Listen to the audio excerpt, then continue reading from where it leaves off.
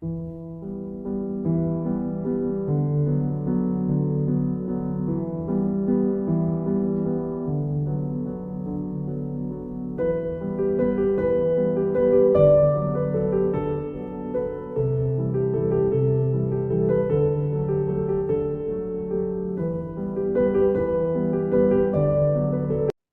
amigos, tudo bem?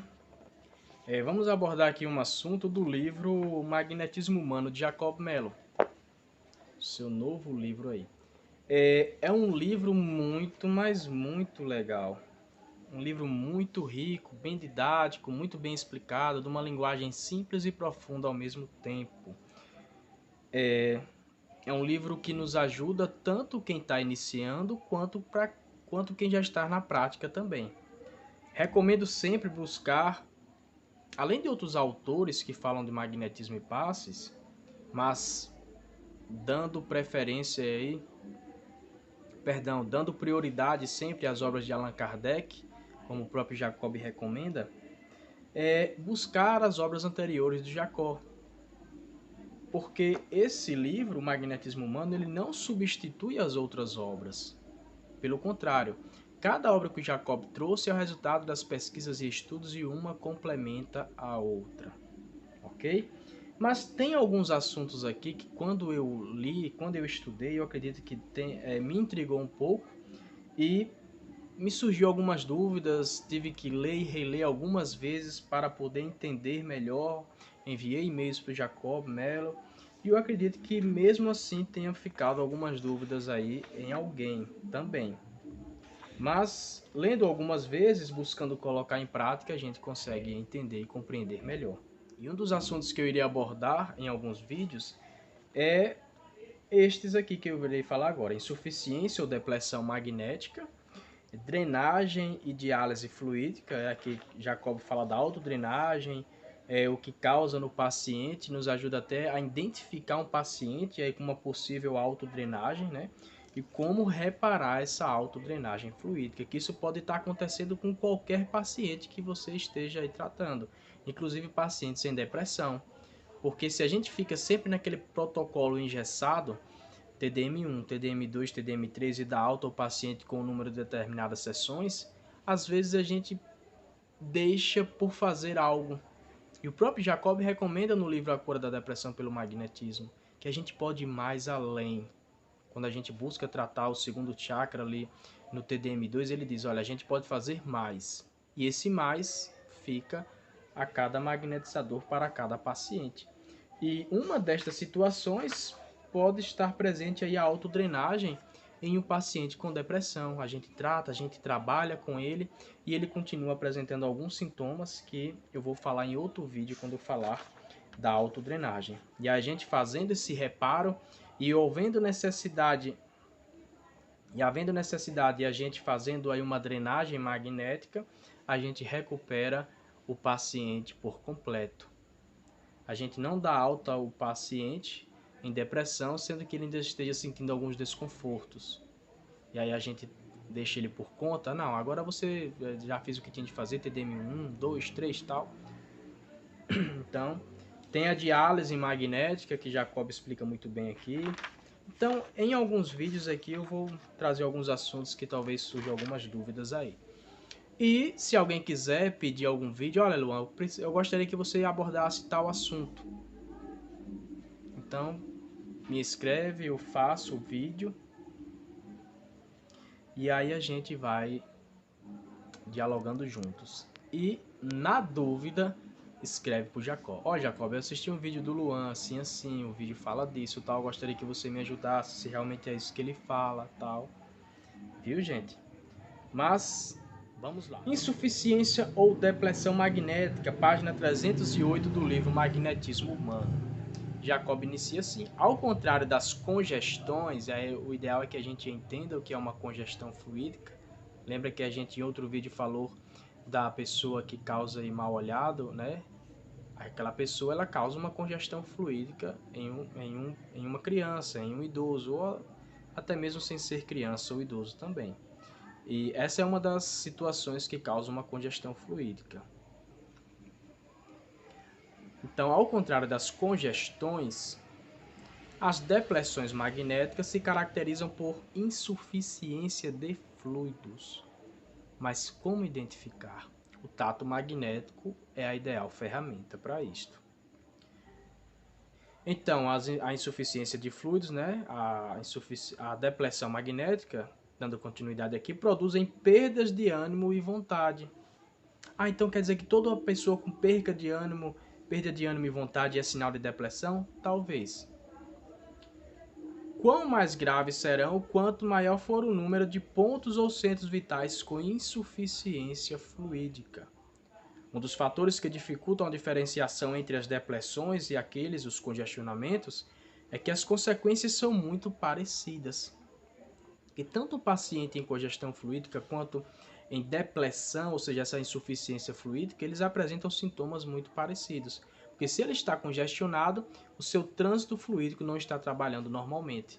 Ele sente sérios desconfortos, inclusive a falta de ânimo e vontade também. E o paciente com essa insuficiência fluídica, ele meio que está sem, eu vou falar aqui, vou utilizar da palavra, eu sempre falo, eu acabei esquecendo agora, imunidade fluídica, lembrei. Então meio que ele fica com a sua imunidade fluídica baixa. Por quê? Porque lhe falta esses fluidos. Luan, mas o paciente em congestão fluídica, ele também não falta fluidos? Falta no sentido de circulação adequada, mas ele tem muitos fluidos, apenas está super saturado desses fluidos, está impregnado demais, está sobrando fluidos a ponto de causar desconfortos. É peso demais na balança, vamos falar assim. E a insuficiência já diz, falta, muita falta de fluidos, por algumas situações. E aí a sua imunidade fluídica tende a baixar e aí gera uma série de danos e desconfortos. Para a gente compreender melhor o que eu quero falar sobre imunidade fluídica, analisemos um paciente com a sua imunidade orgânica, sua imunidade baixa. A gente sabe a série de danos e riscos que o paciente está exposto.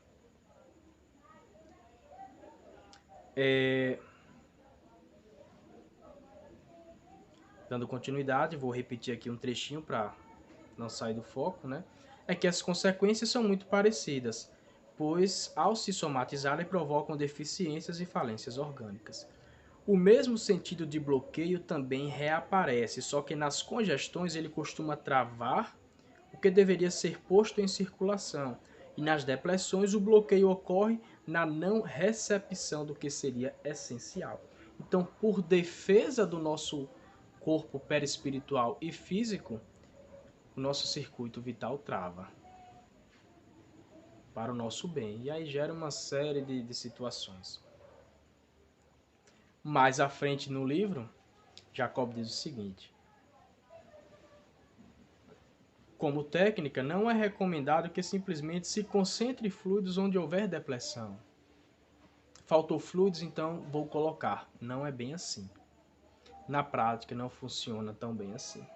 Seria como se a gente pensasse da seguinte maneira: tem um paciente, tem um parente em casa que está com o dente estragado. Então está estragado, eu vou lá extrair o dente dele. Como é que extrai? Não, basta você pegar aqui e puxar. Opa, não é bem assim. Então, na depressão, também não é somente a gente colocar o que falta. E no congestionamento, não é somente também a depender da situação, tirar o que está sobrando. É saber direcionar bem. Mas, falando em depressão, dando continuidade, o bom senso magnético lembra que grandes concentrados sejam intercalados com dispersivos, a fim de evitar congestões, acelerar a absorção e também distribuir mais equitativamente os fluidos doados e captados. Aqui Jacob cita, aqui ele fala um pouco da função dos dispersivos. Trabalhando com concentrados, seja palmar em posição de mãos, seja digital para quem é digital, seja por circulares, seja por longitudinais lentos, seja pelo sopro quente, requer dispersivos. Quando Jacob fala intercalar ou seja, concentrados intercalados com dispersivos é nisto. Trabalhou com concentrado, aguarda bem pouquinho, a depender da situação, ou em seguida finalizou, já dispersa. Se é um concentrado local, faz os transversais, seja simples ou cruzado. Estou fazendo com apenas uma mão porque com a outra estou segurando o livro, mas faz com as duas. Se for longitudinais lentos, pode fazer os transversais na distância de onde você percorreu a sua mão nos longitudinais, ou seja, por dispersivos através dos longitudinais também. Então, intercala para que não aconteça uma congestão. Porque já pensou aí, a gente vai cuidar de um paciente com falta de fluidos, ou seja, uma depressão, e a gente busca colocar muito peso nessa balança, né? A gente busca colocar muitos fluidos onde precisa. Falta fluidos, vou colocar. Se a gente apenas coloca e não toma o devido cuidado, a gente faz uma transição brusca de depressão para congestão. E aí a gente não ajuda, acaba atrapalhando. Porque tem magnetizador que tem um potencial maior, tem magnetizador que tem uma densidade diferenciada de fluidos e assim por diante. Então, concentra e dispersa. Concentra mais um pouco e dispersa. O ideal é que confira contato magnético, no caso da depressão. Então, tanto vai evitar a congestão, quanto vai acelerar a absorção dos fluidos, vai distribuir bem. Então, essa é uma das funções dos dispersivos. Essa ação será melhor resolvida se, após todos os dispersivos necessários, for feito o espelhamento dos pontos em depressão, referindo-os com os que estejam com mais fluidos. Olha que interessante. Aí aqui Jacob ele traz um trecho aqui ensinando fazer um espelhamento, explicando qual o objetivo disto, o porquê do espelhamento, como é que funciona. E aí o que é que ele orienta? Trabalhou bem os dispersivos aí iniciais no paciente em depressão, aí vai e faz uns concentrados ali no local onde há necessidade, dispersa em seguida, finalizou, fez esse primeiro atendimento, né, os primeiros socorros prestados aí a esse ponto, ou a este sistema em depressão, aí Jacob orienta a fazer o espelhamento. Você vai buscar fazer o espelhamento do ponto que está melhorzinho, está mais energizado, para o ponto que está bem necessitado. E aí Jacob vai explicar melhor qual a finalidade disso. Mas dá certo. Finalizou o espelhamento, faz um tato e confere e vai ver que dá super certo. Então, dando continuidade, isto significa dizer que o espelhamento deve começar pelo ponto ou centro mais energizado, foi o que eu já falei aqui. Então, para finalizar, como analogia, casos de depressão fluídica são semelhantes ao que ocorre com uma pessoa exausta e cansada em meio ao calor mais intenso, extremamente sedenta, que quer beber toda a água possível de uma só vez. Inicialmente se dá um pouco de água e se recomenda que ela deixe o líquido ser percebido pelas papilas todas da boca. Ou seja, vai dando um ajuste ali, né? Vai concentrando um pouco, vai dispersando. Eu vou dar um exemplo aqui. Se a gente pega uma pessoa que passou aí uma semana soterrado, a gente vai tirar ele muito debilitado daquela situação e vai lhe entregar um prato bem feito com uma feijoada, não dá muito certo, né? Ele não vai conseguir, o seu corpo não tem condições de receber um alimento denso deste, ele não vai se sentir bem. Então ele é levado para o hospital, recebe os primeiros socorros, vai para o soro, vai para uma medicação, vai para uma alimentação bem leve, bem tranquila, para que o corpo venha se adaptando até um dia ele sair de lá e comer esta feijoada. É assim com o paciente em depressão, é assim com o paciente de fadiga fluídica também.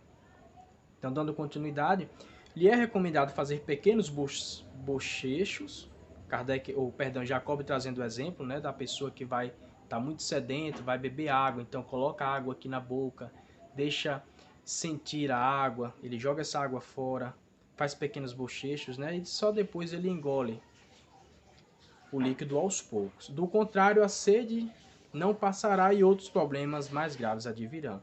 No caso de se cometer o equívoco e se fazer grandes concentrados em zonas com depressão, pode ocorrer a brusca mudança, foi o que eu falei, né, de depressão para congestão, o que não será nada agradável. Então, se esgota este assunto aqui? Não. Mas a gente começa por aqui e a gente consegue desvendar alguns mistérios envolvendo alguns pacientes onde a gente já trabalhou, já trocou de magnetizador e falta algo a mais. Então falta a gente investigar mais, falta a gente ser um pouco malinos, né? A gente vai, mexe num ponto, mexe em outro, mas o ideal é que a gente não mexa por mexer de qualquer maneira. Ah, mas eu não tenho tato magnético, Luan. Então busca desenvolver o tato, eu também não tinha. Busca desenvolver o tato, busca analisar bem os sintomas que o paciente apresenta, busca trabalhar nos pontos de acordo com o que a necessidade pede, e aí vai acompanhando o paciente direitinho, vendo a mudança dos seus sintomas, e você vai conseguir atendê-lo muito bem, além da espiritualidade estar te auxiliando. Mas o ideal é que busca desenvolver o tato, não foge desta aptidão, não foge desta faculdade, perdão. Não fuja desta faculdade que Deus nos permite. Ah, mas eu utilizo tal instrumento, eu utilizo tal coisa que fulano me ensinou. Mas não fique por aí não, busque desenvolver o tato que você tem. Se não tem desenvolvido, está em estado latente. Mas se tem desenvolvido, busca saber trabalhar bem esse tato, manuseá-lo. Então não vai naquela de que eu tenho um bom tato porque eu sinto, basta eu encostar na pessoa, já sinto o mal-estar dela.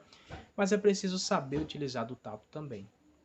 Perdão pelo vídeo ter ficado longo, espero que eu tenha auxiliado. E nos outros vídeos a gente vai falar da questão da autodrenagem, da drenagem fluídica, da diálise. E vamos falar também da relação magnética. Algumas pessoas têm trocado ideias comigo aí, falando sobre a relação magnética. E nesse vídeo eu vou colocar a prática também, ok? E fico aberto para sugestões de vocês para os próximos vídeos. Um grande abraço, um beijão na alma.